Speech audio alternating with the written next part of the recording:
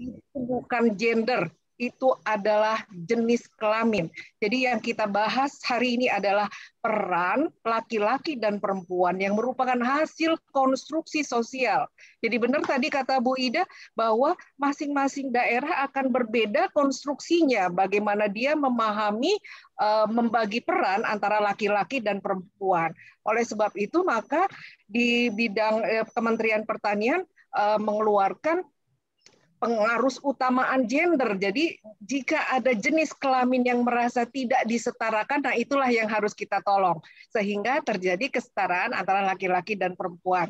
Jadi untuk para hadirin yang hadir di Zoom ini, sebelum kita memulai penelitian, yang harus kita lakukan adalah latar belakangnya apa sih.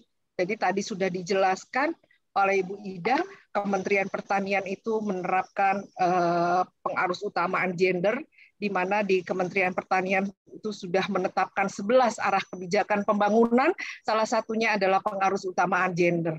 Nah sekarang di pertanian tadi ada subsektor tanaman pangan. Nah sekarang saya ingin melihat dari tanaman pangan pada program UPSUS Pajale atau peningkatan swasembada padi, jagung, dan kedelai itu ada target yang akan dicapai untuk produksi padi itu minimal 76,2 ton, kemudian untuk jagung 21,4 ton, dan untuk kedelai 1,82 ton. Nah, dalam pertanian merupakan salah satu sektor yang menyerap tenaga kerja paling banyak dibandingkan sektor-sektor lain. Hampir 50% tenaga kerja itu adanya di sektor pertanian. Oleh sebab itu, maka saya ingin melihat bagaimana peran laki-laki dan perempuan pada sektor pertanian ini, di mana saya melihatnya dari usaha tani padi, jagung, dan kedelai. Jadi perspektif yang dilihat bagaimana petani laki-laki dan petani perempuan. Tadi Bu Ida sudah bilang bahwa data kita itu masih gelondongan, belum ada data terpilah. Makanya pada perspektif gender ini kita mencari data terpilahnya. Laki-laki bagaimana dan perempuan bagaimana dalam usaha tani padi, jagung, dan kedelai. Jadi setelah kita tahu isunya, kita tahu dasar hukumnya, kemudian kita tuangkan dalam pendahuluan, maka baru kita tentukan tujuan penelitian kita. Nah, di dalam tujuannya tersebut, pertama ingin melihat karakteristik petani laki-laki dan perempuan pada usaha tani padi, jagung, dan kedelai. Jadi nanti adik-adik mahasiswa ini bisa dijadikan sebagai skripsinya. Padi bagaimana, kedelai bagaimana, jagung bagaimana gitu ya. Terus pola pembagian kerjanya seperti apa sih dalam usaha tani padi, jagung, dan kedelai? Tadi Ibu Ida juga sudah menjelaskan teorinya bahwa pola pembagian kerja itu ada kerja produktif, ada kerja reproduktif, dan ada kerja sosial. Kemudian mau melihat juga nih relasi gendernya seperti apa. Lagi-lagi Bu Aida tadi sudah menjelaskan bahwa relasi gender itu bisa dilihat dari aksesnya seperti apa, kontrolnya seperti apa, partisipasinya bagaimana, dan manfaatnya bagaimana pada petani laki-laki dan perempuan. Nah, jadi kalau untuk gender seperti itu ya. Kemudian saya juga ingin melihat faktor-faktor yang mempengaruhi tingkat partisipasi petani laki-laki dan perempuan ini seperti apa sih dari kacamata gendernya. Kemudian ingin juga mengetahui faktor-faktor yang mempengaruhi keberdayaan petani. Nanti dilanjutkan nih pembicaranya oleh Ibu Dr. Ida. Ibu Dr. Ida akan menjelaskan tentang pemberdayaannya. Nah, baru kemudian yang keempat adalah ingin melihat strategi pemberdayaannya yang baik itu seperti apa dilihat dari kacamata laki-laki dan perempuan. Nah, setelah kita tentukan tujuan, kita tentukan nih kerangka pemikiran adik-adik mahasiswa. Jadi tadi karena ingin melihat karakteristik sebagai variabel, maka indikatornya bisa umur, bisa pendidikan, kekosmopolitan, kerja keras, kepercayaan diri, keberanian resiko, kreativitas. Nah, itu adalah indikator. Mencarinya di mana sih indikator ini? Baca jurnal, baca hasil penelitian peneliti terdahulu, lihat indikator yang digunakan apa. Kemudian kalau mau menggunakan variabel pembagian kerja, maka indikatornya produktifnya seperti apa, pekerja reproduktifnya seperti apa, sosialnya seperti apa. Kalau ingin melihat variabel relasi gender, lihat dari sisi aksesnya, lihat dari kontrolnya, lihat dari manfaat, lihat dari partisipasi. Laki-laki dan perempuan. Tadi tabelnya seperti apa? Sudah dijelaskan juga oleh Bu Aida. Jadi nanti kuesionernya bentuknya seperti yang sudah Ibu Aida jelaskan tadi. Nah, kemudian saya ingin melihat tingkat partisipasinya, apakah dari perencanaan usaha tani perempuan juga dilibatkan, kemudian dalam pelaksanaannya apakah perempuan juga dilibatkan, mengevaluasinya bagaimana, apakah laki-laki dan perempuan, kemudian tingkat keberdayaan petani laki-laki dan perempuan bagaimana, kemudian dalam memberikan penyuluhan dalam kegiatan intensitas pemberdayaan bagaimana untuk laki-laki dan bagaimana perempuan. Untuk ketersediaan informasi pertanian apakah perempuan dapat atau cuma laki-laki saja? Bagaimana sih sebenarnya gambaran di lapangan? Kemudian dukungan kebijakan pemerintah, infrastruktur, kelembagaan, apakah dikuasai oleh laki-laki dan perempuan tidak? Nah, itu yang akan diteliti pada yang akan saya jelaskan dari hasil penelitian ini. Jadi ini kerangka hubungan antar variabel yang ingin diketahui apakah masing-masing variabel X ini mempengaruhi variabel Y1 dan Y2. Nah, tentunya kalau kita menyusun penelitian harus kita tentukan metode penelitiannya. Pertama, lokasinya di mana, penelitiannya kapan, sampelnya ada berapa, populasinya berapa, cara ngambil sampelnya bagaimana. Setelah ditentukan, maka kita buat kuesioner. Kuesionernya itu kita validasi dulu, apakah dia valid. Kemudian kita ukur juga reliable, apakah dia reliable. Jadi kalau valid itu bisa mengukur apa yang diukur. Jadi kalau misalnya mau mengukur panjang, maka kita harus pakai penggaris. Nah, itu berarti kuesioner itu sudah bisa mengukur apa yang mau kita ukur. Nah, setelah kita tentukan, ngolah datanya pakai apa? Nah, karena saya ingin melihat perbedaan laki-laki dan perempuan, maka saya pakai uji beda. Uji beda bisa macam-macam. Kebetulan pada penelitian ini saya pakai Mann-Whitney. Kemudian karena saya ingin melihat faktor-faktor yang mempengaruhi, saya pakai SEM. Jadi SEM itu adalah pengembangan dari regresi. Kalau teman-teman mahasiswa belajar regresi, itu hanya belajar tentang variabel X mempengaruhi variabel Y. Tidak bisa melihat di variabel X itu indikatornya apa yang mempengaruhi. Tapi kalau menggunakan SEM, masing-masing indikator bisa kita lihat. Dari karakteristik yang ada 7 tadi, indikator mana yang mempengaruhi keberdayaan petani. Itu SEM. Ya, jadi SEM ini ada 3, teman-teman mahasiswa. Ada SEM menggunakan LISREL, ada SEM menggunakan PLS, dan ada SEM menggunakan AMOS. Jadi tinggal dipilih saja nanti cocoknya menggunakan apa. Lagi-lagi tadi Ibu Ida juga menjelaskan tentang kesetaraan dan keadilan gender. Nah, di sini diukur. Kita bisa melihat indeks kesetaraan dan keadilan gender atau istilahnya IKKG dengan menggunakan alat analisis dari Bappenas. Sehingga nanti kita bisa tahu mana yang dominan, laki-laki atau perempuan.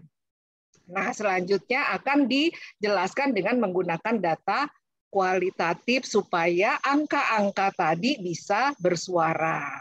Nah, ini hasil penelitiannya teman-teman mahasiswa. Ternyata pada pola pembagian kerja, pada pekerjaan produktif itu laki-laki memang lebih dominan daripada perempuan. karena hubungannya dengan mencari nafkah. Karena stereotip cara pandang mengatakan bahwa laki-laki itu memang tugasnya mencari nafkah untuk bekerja.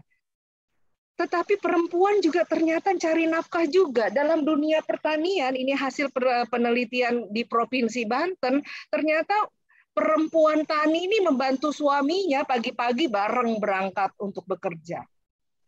Kemudian dilihat dari pola pembagian kerja reproduktif atau kegiatan domestik seperti menyapu, menyuci, mensetrika, ini perempuan lebih dominan daripada laki-laki. Nah, ini yang harus kita setarakan, bukan kita samakan, kita setarakan. Harus ada berbagi peran. Jadi kalau ibunya sedang menyuapi makannya, bolehlah bapaknya bantu-bantu nyuci piring, walaupun tidak setiap hari. Nah, jadi ini reproduktif, ini perempuan lebih dominan daripada laki-laki. Kemudian dilihat dari pola pembagian kerja sosial, wah ternyata perempuan lebih tinggi daripada laki-laki. Kenapa ya? Karena perempuan waktu luangnya dia gunakan untuk arisan, untuk ikut pengajian, untuk menjenguk tetangga yang sakit, untuk membantu tetangga yang sedang melakukan hajatan atau kawinan. Kalau laki-laki, kenapa sedikit? Karena laki-laki jarang berkumpul. Laki-laki kalaupun berkumpul itu lebih ke gotong royong, kegiatan yang ada di desa. Nah, kita lihat dari waktu luang, ternyata waktu luang laki-laki lebih besar dari waktu luang perempuan. Kenapa? Karena perempuan setelah dia bekerja, dia harus juga merapihkan rumah, menyiapkan makan, sehingga waktu istirahat perempuan lebih sedikit daripada waktu istirahat laki-laki. Kenapa ya? Ya, karena perempuan bekerja dari bapak melek mata sampai bapak tutup mata. Dari bapak bangun sampai bapak tidur lagi, itu perempuan selalu bekerja. Sehingga hasil penelitian ini memperlihatkan adanya ketidaksetaraan gender pada 24 jam dalam kegiatan yang dilakukan oleh petani padi, jagung, dan kedelai. Ini saya melakukan penelitian di 3 kabupaten, dan tiga-tiganya ceritanya sama. Nah, kemudian seperti tabel yang tadi sudah Ibu Ida jelaskan, ini saya mengukur indeks kesetaraan dan keadilan gendernya dengan indeks disparitas gendernya. Ternyata ketika mengolah lahan pertanian itu laki-laki lebih dominan, Bu. Kemudian penggunaan traktor laki-laki juga lebih dominan. Yang dapat bantuan kredit pertanian laki-laki lebih dominan. Kenapa ya? Oh, ternyata karena laki-laki masuk ke dalam kelompok tani, sementara perempuan tidak masuk ke dalam kelompok tani. Jadi perempuan memang ya. Punten Bu Asi, belum di slide show, ini penasaran kita ini. Bagus sekali hasilnya. Lupa. Punten. Oh, nggak kelihatan ya, Bu? Iya, kurang kecil. Ya, terlalu kecil. Oh, baik. Ya, hatur nuhun, hatur nuhun. Nah, ternyata kenapa perempuan tidak dominan? Karena memang di dalam kelompok tani untuk tanaman pangan itu perempuan tidak dilibatkan, karena yang namanya kelompok tani adalah kepala keluarga. Sehingga kalau perempuan mau masuk ke dalam kelompok tani harus jadi janda dulu, karena konstruksi sosial yang namanya kepala keluarga adalah laki-laki. Bu, tapi kan ada Bu kelompok wanita tani, betul ada, tetapi kelompok wanita tani bukan untuk tanaman pangan. Kelompok wanita tani hanya untuk tanaman pekarangan, sehingga di sini ada perbedaan gender pada usaha tani. Begitu juga pada tahapan kegiatan, tadi juga tabelnya sudah dijelaskan oleh Ibu Dr. Ida. Ada penanaman bibit, ternyata perempuan lebih dominan.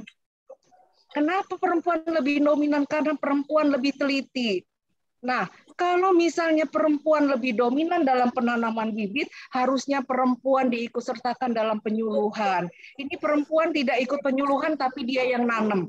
Kalau misalnya perempuan ikut penyuluhan, alangkah lebih baiknya karena dia tahu ilmunya, kemudian dia bisa menerapkannya. Jadi pemilihan bibit yang baik nantinya akan mempengaruhi ke produktivitas hasilnya. Tetapi karena perempuan tidak dilibatkan dalam penyuluhan, jadi dia hanya menanam bibit berdasarkan ilmu yang dia dapat dari orang tuanya dulu, atau ilmu yang ditransfer oleh suaminya yang masuk ke dalam kelompok tani.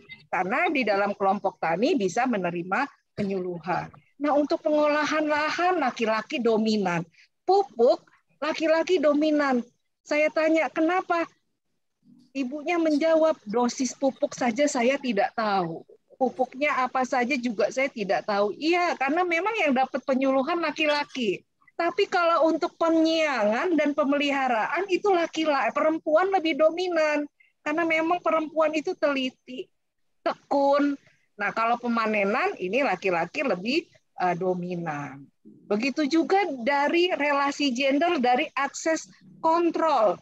Ya, kalau tadi dari akses itu lebih melihat pada kesempatan yang dimiliki. Kalau dari relasi gender, dari kontrol itu siapa memiliki atau apa, atau siapa yang punya keputusan. Ternyata yang memiliki keputusan dalam pengelolaan keuangan tetap perempuan yang dominan, karena perempuan yang ngatur keuangan. Tapi untuk yang siapa menentukan buruh tani yang ikut dalam mengelola, kemudian hadir dalam penyuluhan, kemudian menentukan waktu panen, itu laki-laki lebih dominan karena dia yang menentukan. Begitu juga pada kegiatan yang menentukan varietasnya apa, menjual kemana, jumlahnya berapa, dosis pupuknya berapa yang digunakan, pengendalian hama dan penyakit tanamannya menggunakan apa saja, itu yang memiliki kontrol adalah laki-laki, karena hasil indeks paritas gendernya dari analisis IKKG-nya laki-laki lebih dominan. Nah, kemudian dari segi manfaat, ternyata yang lebih menentukan saluran irigasi, yang bantuan dari pemerintah, hasil penyuluhan, hasil usaha tani, itu laki-laki lebih dominan karena memang laki-laki yang mendapatkan penyuluhan. Jadi adik-adik mahasiswa, ketika kita membuat suatu tabel, jelaskan tabel itu informatif mungkin. Makanya di bawahnya harus ada keterangan. IPG-nya kalau kurang dari 1 dominan, kalau 1 tidak ada kesenjangan atau adanya kesetaraan gender, nah kalau lebih dari 1 itu dominan. Kebetulan hasil penelitian ini nggak ada yang setara, adanya yang dominan dan tidak dominan saja. Oleh sebab itu, supaya setara bagi yang tidak dominan, itu yang diberikan penyuluhan. Jadi harusnya memberikan penyuluhan itu harus diidentifikasi dulu permasalahannya ada di mana. Oh, ternyata permasalahannya petani perempuan nggak dapat penyuluhan pembibitan, padahal yang melaksanakan adalah perempuan. Nah, harusnya yang diberikan penyuluhan adalah perempuan. Nah, itu maksudnya kenapa kita melakukan penelitian dan membuat data terpilah sehingga sasaran penyuluhan itu nggak salah. Nggak laki-laki, laki-laki, laki-laki, laki-laki. Nah, ini uji beda antara laki-laki dan perempuan dilihat dari karakteristik, kemudian dilihat dari pola pembagian kerja, dari relasi gender, intensitas pemberdayaan, ketersediaan informasi pertanian, ini semua variabel saya lihat perbedaannya antara laki-laki dan perempuan, dan hasilnya memang ada perbedaan antara laki-laki dan perempuan. Nah, sekarang untuk menjawab faktor-faktor apa saja sih yang mempengaruhi, nah di sini teman-teman mahasiswa kalau kita menggunakan SEM, ini faktornya kelihatan. Kalau menggunakan regresi itu kan ada tahapannya ya, ada regresi linear sederhana, hanya Y sama dengan AX plus B, ada regresi berganda jika X-nya atau variabel X-nya lebih dari 1, kemudian lebih tinggi itu namanya SEM. Bisa melihat dengan AMOS, bisa LISREL, bisa dengan Smart PLS. Kebetulan saya menggunakan LISREL untuk SEM-nya. Sehingga kelihatan nih, bahwa dari karakteristik itu yang mempengaruhi keberdayaan itu adalah kepercayaan diri. Jadi semakin tinggi kepercayaan diri petani, maka dia semakin berdaya. Semakin petani punya keberanian menanggung resiko gagal panen, semakin dia berdaya. Semakin petani itu kreatif, maka dia semakin berdaya. Nah, ini hasil penelitian. Begitu juga akses, semakin laki-laki dan perempuan memiliki akses yang sama, maka dia semakin berdaya. Dari segi kontrol juga, semakin kontrol perempuan dan laki-laki sama, maka dia semakin berdaya. Oleh sebab itu, dalam pemberian materi penyuluhan harus dilihat dari relasi gender, akses, dan kontrol.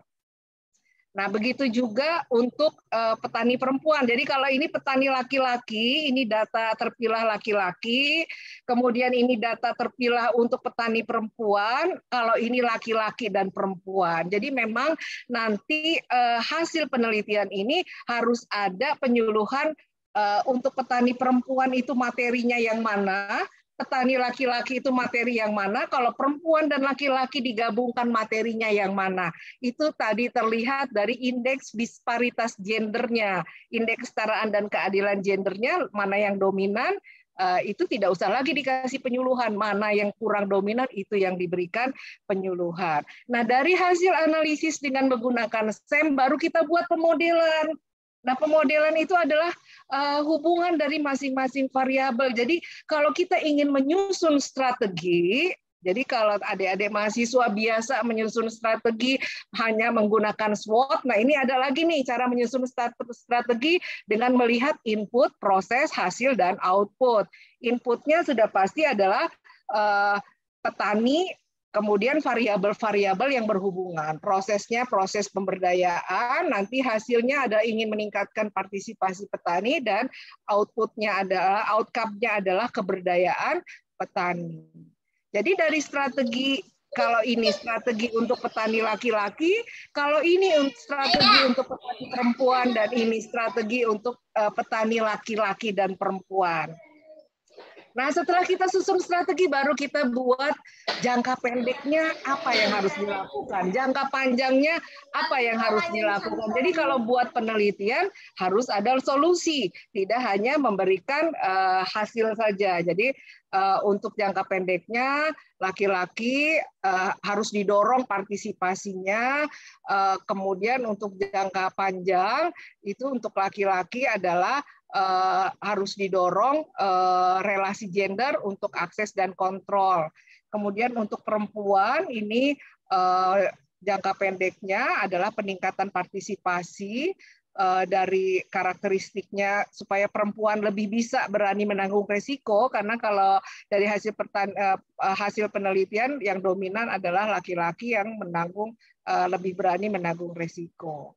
Nah, jadi bisa disimpulkan, jadi kesimpulan itu adalah jawaban dari tujuan. Jadi kalau ada pertanyaan apakah penelitiannya berhasil, ya berhasil karena sudah bisa menjawab permasalahan dan tujuan dari penelitian, begitu ya. Kemudian kita setelah menentukan kesimpulan, kita menentukan saran. Sarannya ini harus nyambung dengan kesimpulan, jadi nggak bisa saran tiba-tiba nggak ada hubungannya dengan kesimpulan, jadi harus nyambung. Nah, itu hasil penelitian saya tentang gender dan pertanian. Terima kasih. Saya kembalikan kepada Ibu Aisyah selaku moderator. Bangga, Bu.